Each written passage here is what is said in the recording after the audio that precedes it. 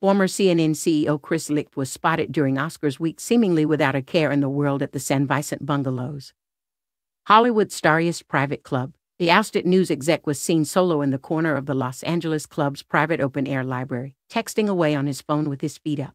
Maybe Licht had the last laugh after all. The self-proclaimed most trusted name in news is fighting an uphill battle to remain relevant 2 years after Discovery took it over, sources tell us.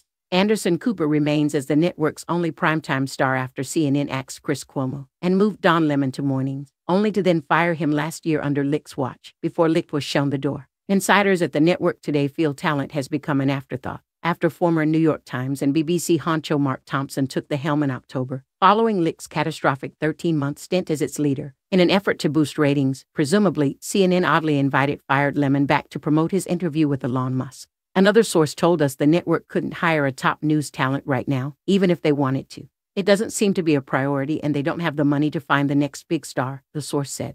We hear Lemon's former morning show co-anchor, Poppy Harlow, is in limbo at the network since it canceled her ill-fated morning show with Phil Mattingly in February. The situation is even more bleak for staffers off camera, we hear, with one source telling us a lot of staffers are losing their job.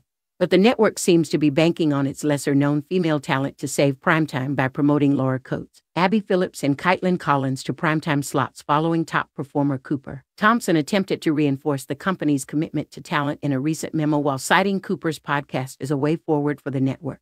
Passionately believe that outstanding and high-profile talent will continue to be a central thread in the CNN story, while recognizing that we have much more to do to find pathways for our top names to multi-platform audiences. Anderson Cooper's brilliant podcast All There Is shows the way.